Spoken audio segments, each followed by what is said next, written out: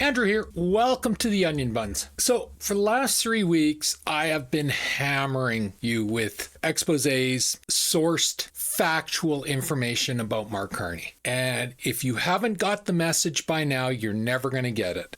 If you can't see how corrupt and evil he is, that's on you. That's by your choice and nobody else. So I'm going to change lanes here. For the final 2 weeks of this campaign, I'm going to go on a little more positive note. Well, maybe not for the debates in 2 and 3 days, but otherwise, I'm going to go on a little positive note. Now, that doesn't mean you're not going to hear about Mark Carney, because I'm sure Poilievre or Barrett or whoever, the hundreds and thousands of people talking about exposing Mark Carney, so they're going to say it. I'm not going to go down the rabbit hole anymore. I'm tired of it. Everything's out there. You can look at the old videos. It's out there for you to see if you choose to want to see it. That's really what it comes down to now. The only people that don't understand the negatives of Mark Carney are the people that chose to not hear it, not see it. As I've said before, they live in their echo chambers. They only want to hear and see what they already think, and they don't want anyone else telling them differently. So I'm going to quit trying to convince them, because I don't think they can be convinced at this stage. So anyway, I want to do something more positive today. Pierre Poilievre did a speech, and he did a speech on something that I have been ragging about for most of my adult life, probably since I was about 20 years old. So this isn't even a partisan issue, though it seems to affect the Liberals a lot more than it affects the Conservatives. But the Conservatives have been caught with their minor scandals here and there, but the Liberals seem to be the ones that always get caught with blackface or mud on their hands or corruption, or like that one Liberal once said during the sponsorship scandal, "I am entitled to my entitlement." And that attitude hasn't changed since the 90s, it seems. That was actually the reason I stopped voting for Chrétien. That and Paul Martin did something that really annoyed me. I'm big on facts if you haven't figured it out yet. If you make a statement, I want proof. I want factual proof. I have absolutely no time for gossip and rumor and all that crap. If you make a statement, I want proof. And then Paul Martin came out when he was losing in the polls, and it was the Harper's secret agenda. That's what it was. So I waited, and I'm like, well, if you know of his secret agenda, tell us what it is. And he never did, because it was just base fear-mongering. That's all it was. Much like Carney's doing nowadays with Trump. It's just base fear-mongering. Ignore what happened in the past decade. Just scary.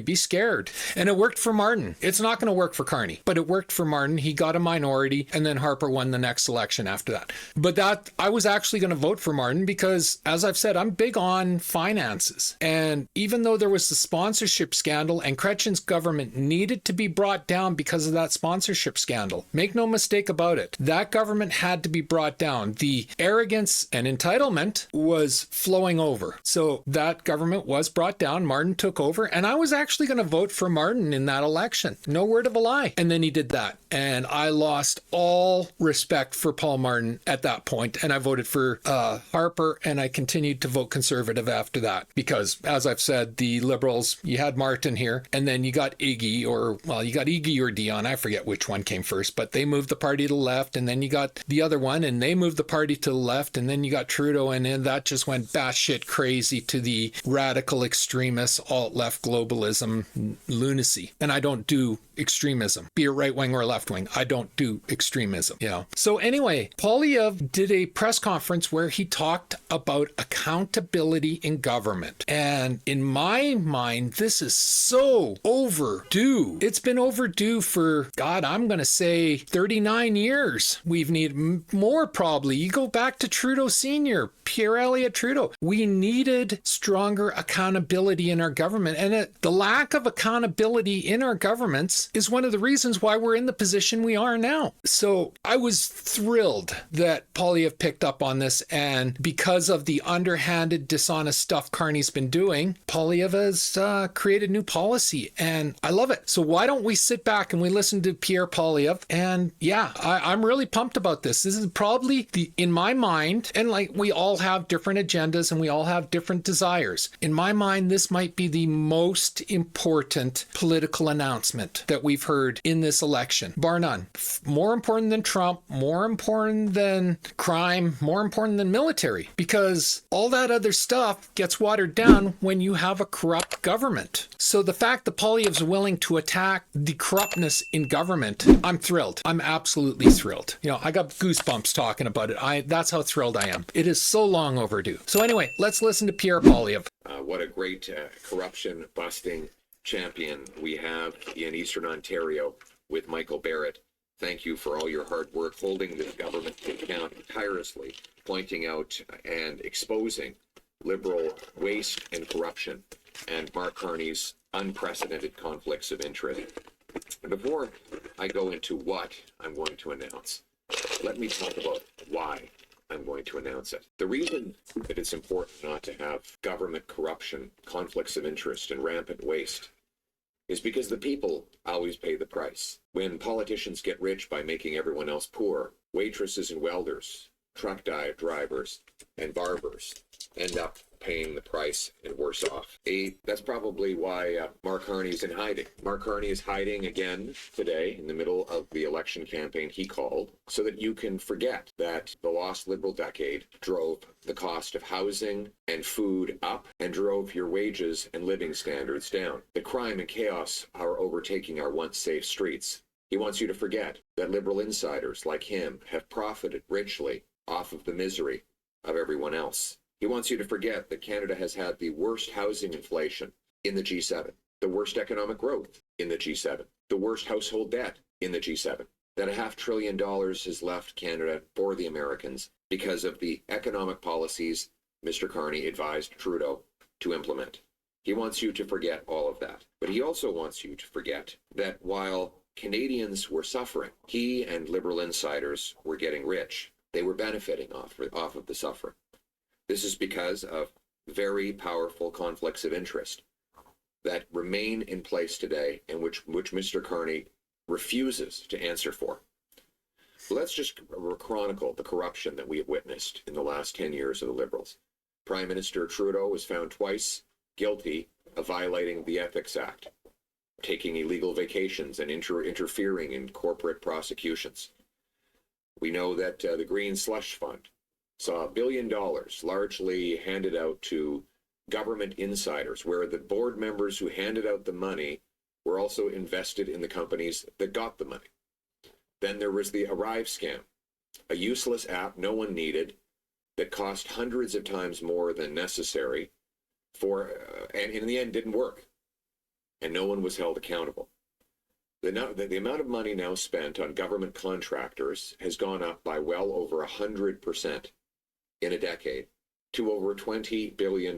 Roughly $1,400 per family is spent in federal taxes to fund consultants.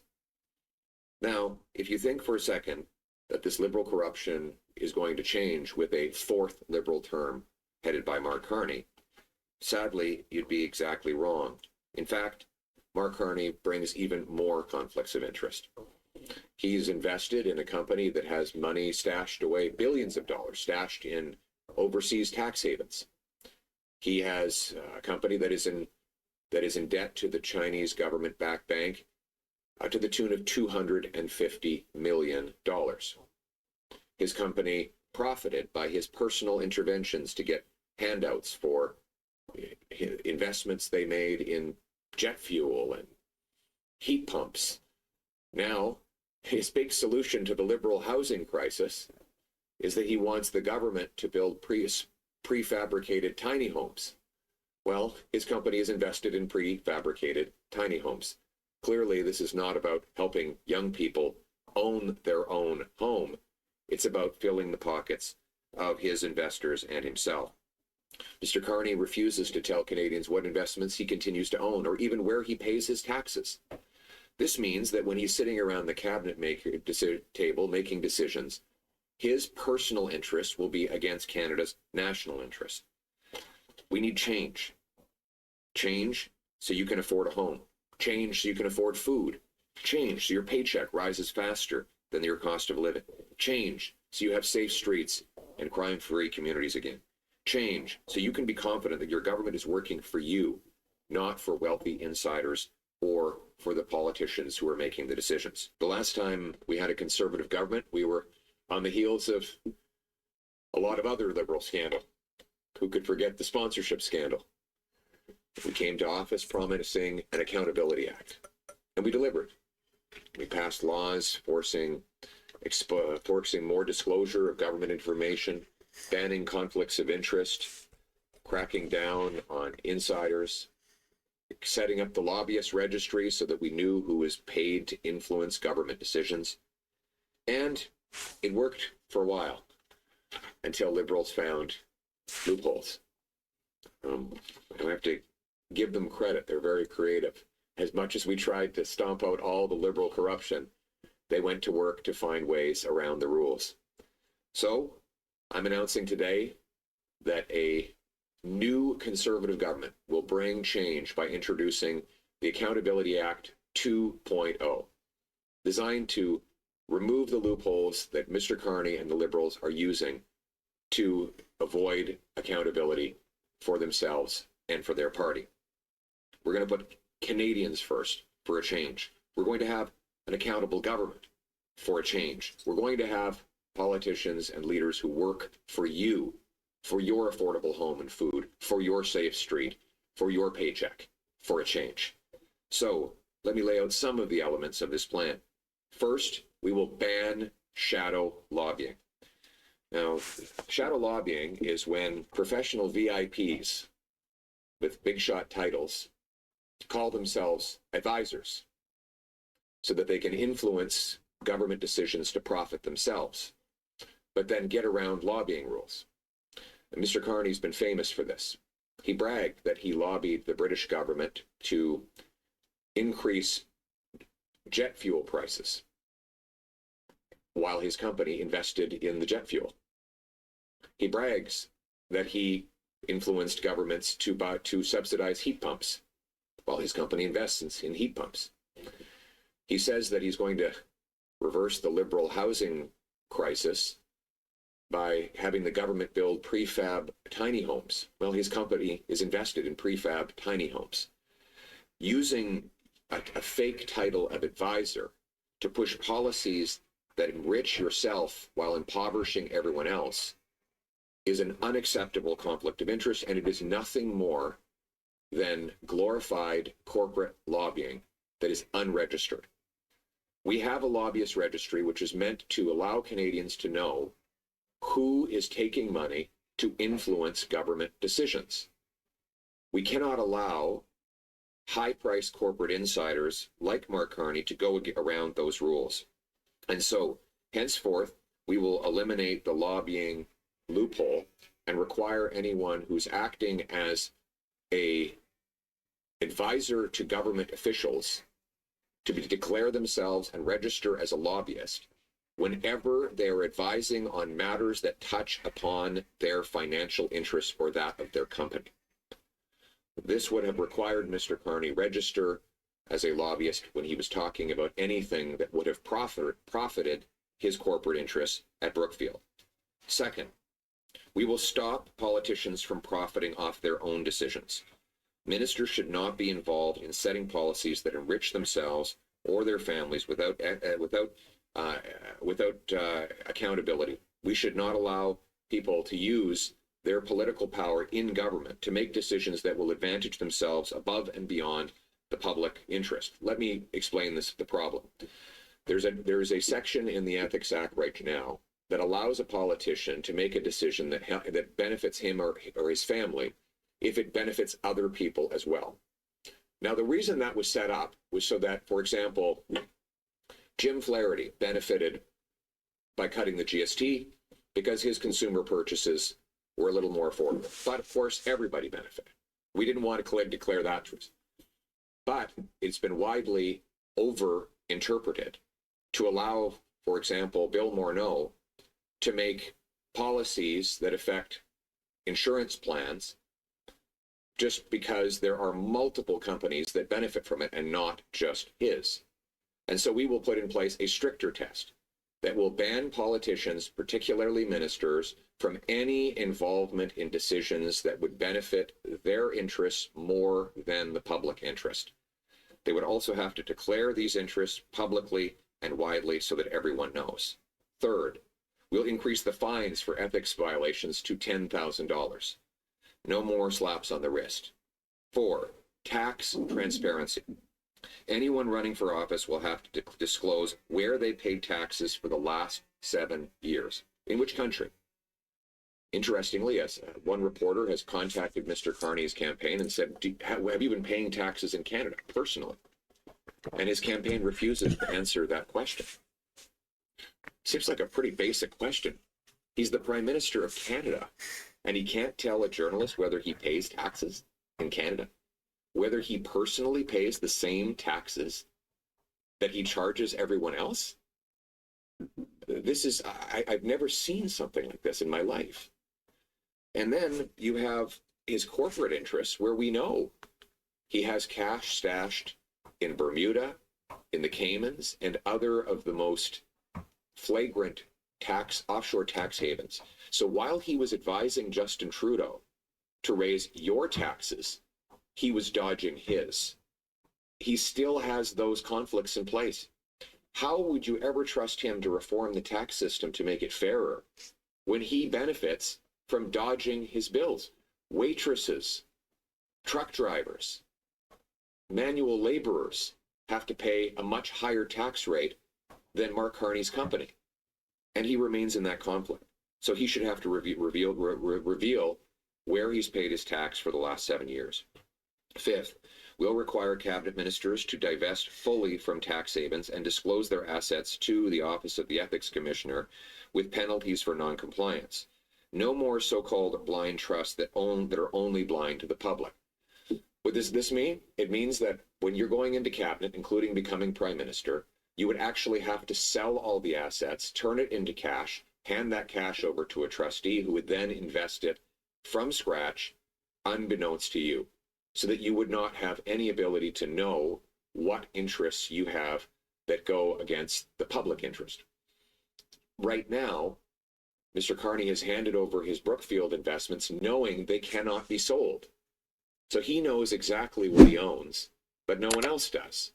And as a result, there is no blind trust when you know what's inside that trust. It is blind only to the public. Exactly. He should have to sell and liquidate these investments and then have the cash reinvested without his knowledge, so that he could not possibly act in his own interest and against the Canadian interest. 6th, we'll require party leaders to disclose their assets within 30 days of becoming leader, or require the Prime Minister to divest their assets within 30 days of taking that job. The Accountability Act 2.0 will put you first, your family, your affordable food, your affordable home, your safe street, your family, your country, your future.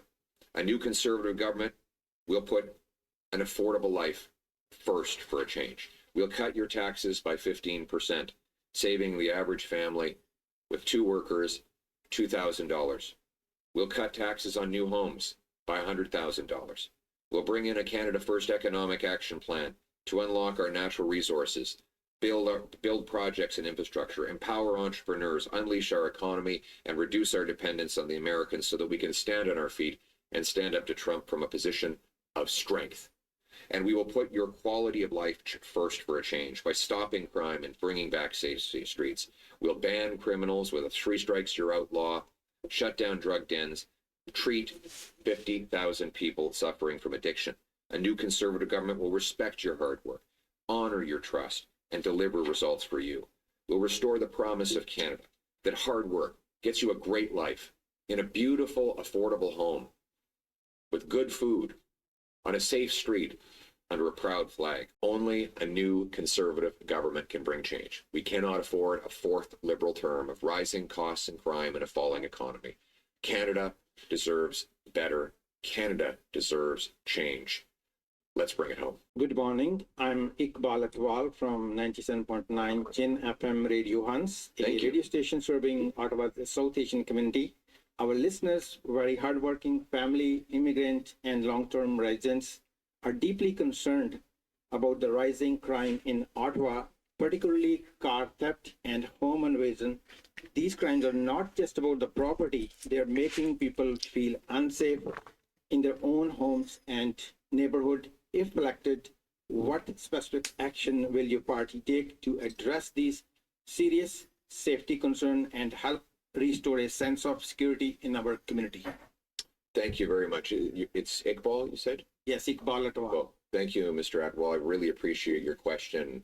And what part of town do you live in, if you don't mind my asking? I'm in Ottawa. What part of Ottawa are you in?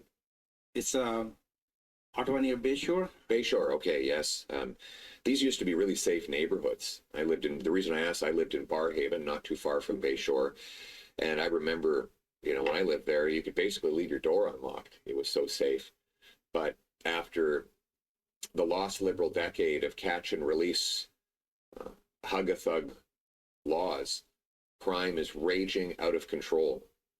Liberal law C-75 requires judges release accused offenders, often for the 60th or 70th time, at the earliest opportunity and under the least onerous conditions. This means that a tiny group of reoffenders are able to totally tear apart our communities with no consequences whatsoever.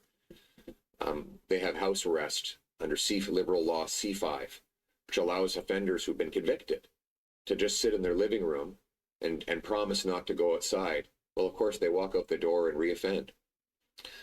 These insane Liberal crime policies are endangering our people. We cannot risk a fourth Liberal term of rampaging crime.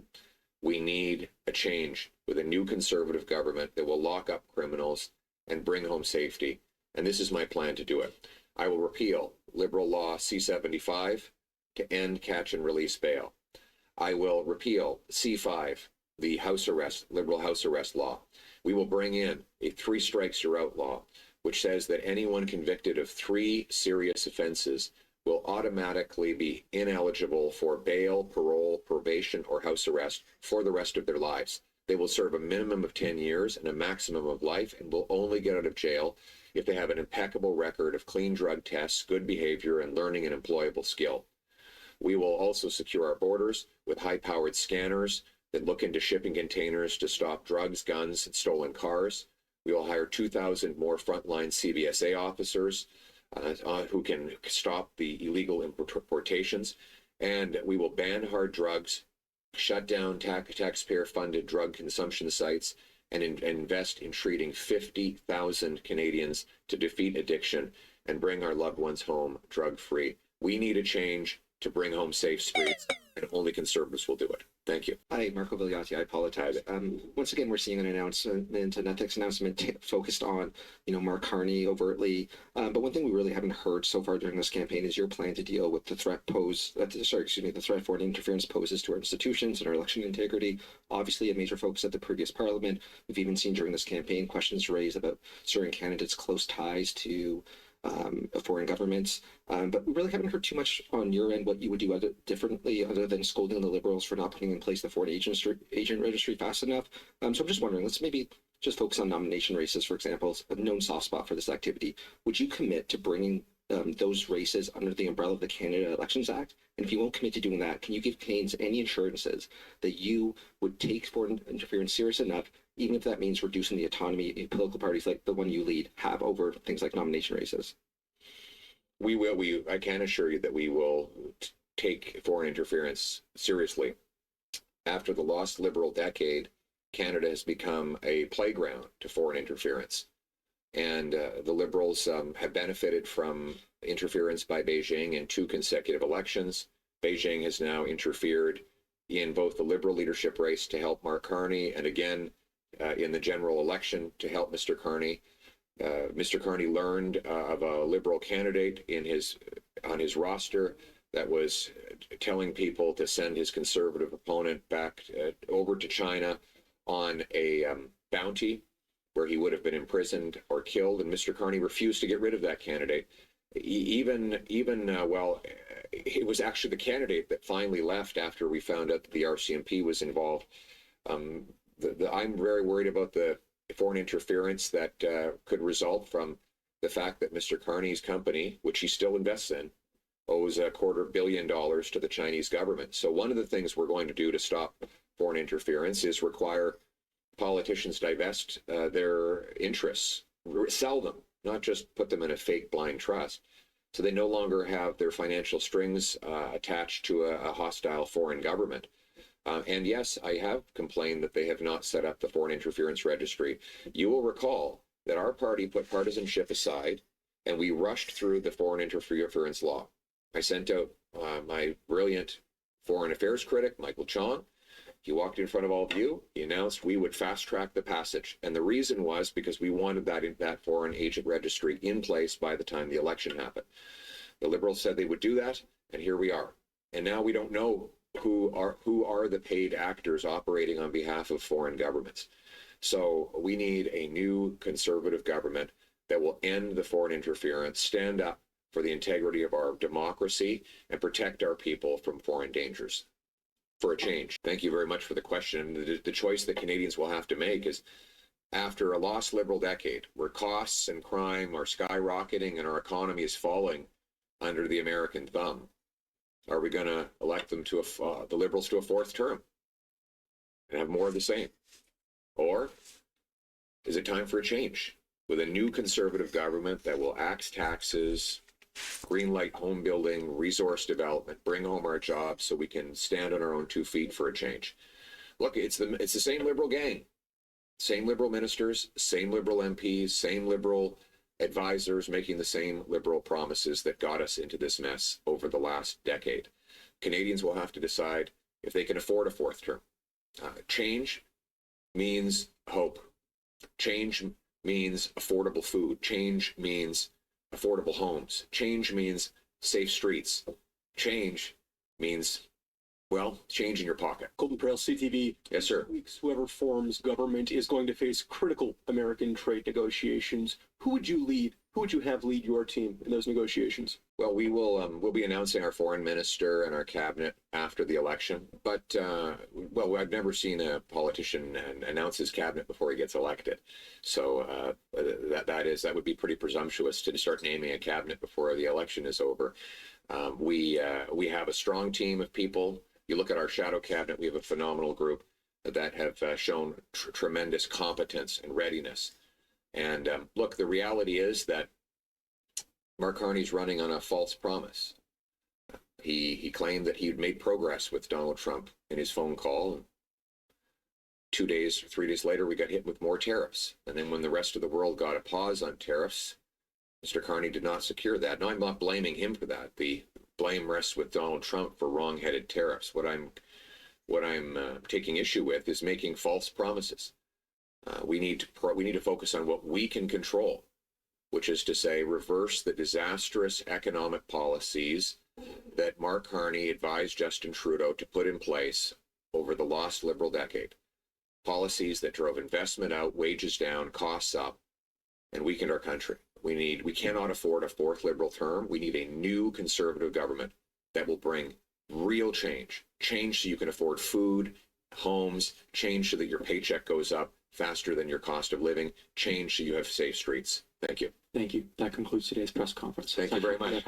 Thanks. So there you go. A fantastic announcement in my books. Government accountability has been required, needed, desperately needed for at least 39 years of my life, probably more. I didn't really follow politics before I was 20. So, I know Pierre Elliott Trudeau screwed up a lot of things for a lot of people, including myself, but I didn't really follow politics. So I can just say from age 20 on, so for the last 39 years, it's been dreadfully obvious that we've needed real accountability. Now, Stephen Harper tried to address this, as Poilievre talked about. He put in the anti-lobbying, and that was awesome. But as Pierre Poilievre said, Liberals found a way around it, and Mark Carney is proof positive. There's one other video I want to show you. It's a much shorter video. But before we get to that, I want to point one thing out. The last question asked in this presser was by CTV. Notice now that it's been exposed that the misinformation of tying Poilievre to Trump has been generated by Carney and his liberals, suddenly CTV's not asking about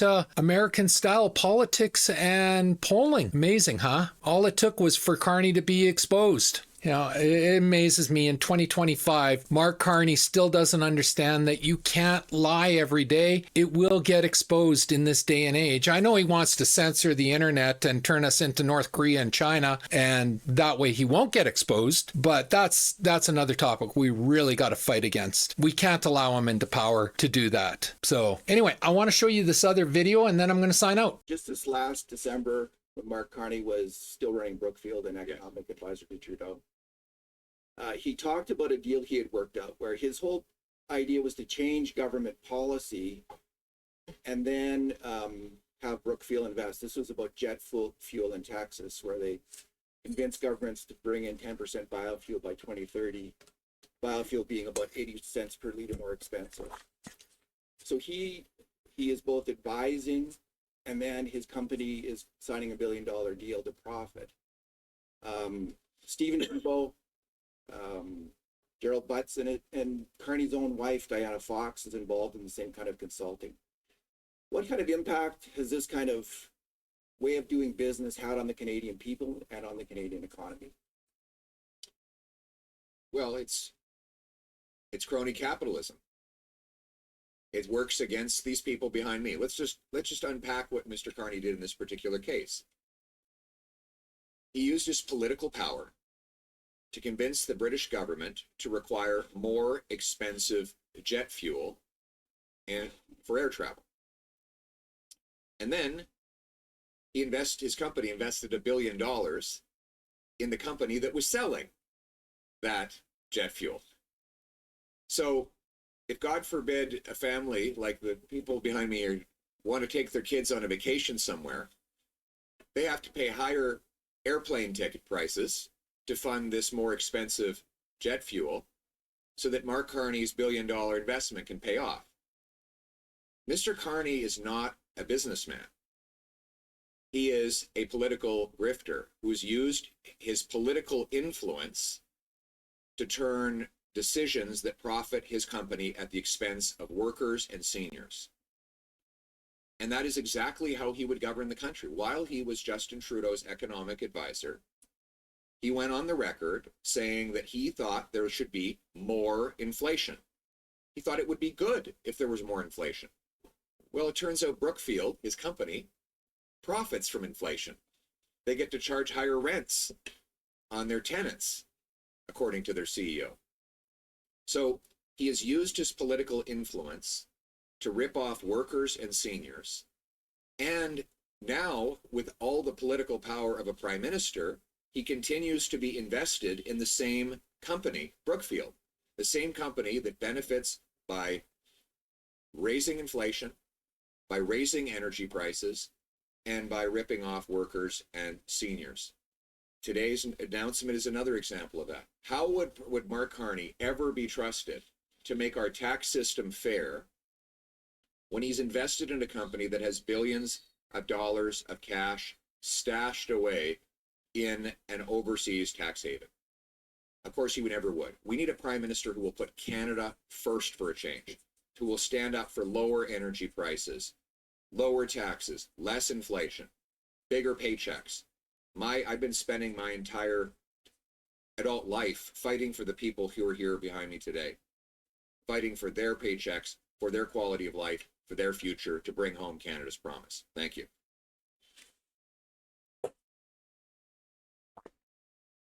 Yeah, I wanted to show that little 3.5-minute clip because it ties in directly into the government accountability that was being spoken about in the first video. What Mark Carney's done should be illegal. I suspect it probably is illegal, but the accountability in the current government situation is so deteriorated and fuzzy, who knows? So to hear a politician talking about it and proposing actual steps to correct this obvious corruption is It's awesome. It's what I want to hear from my government. You know, I've said this before. I love Canada, but I don't like what Canada's turned into in the last 10 years. I don't recognize what Canada's turned into in the last 10 years. There's a lot of good people out there. And then there's a lot of really crappy people. And Trudeau and Carney let those crappy people in. And that sucks because those crappy people, they make other people think that the good people of the same ethnicity are crappy. And they're not. There is great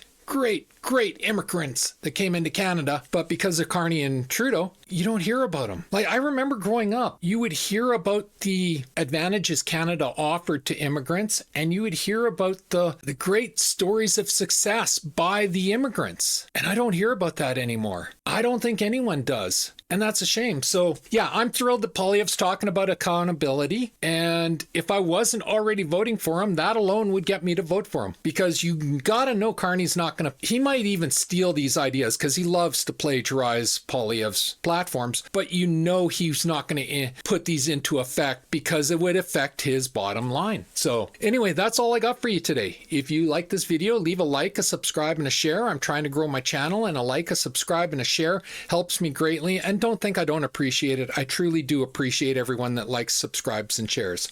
If you dislike the video, leave a dislike.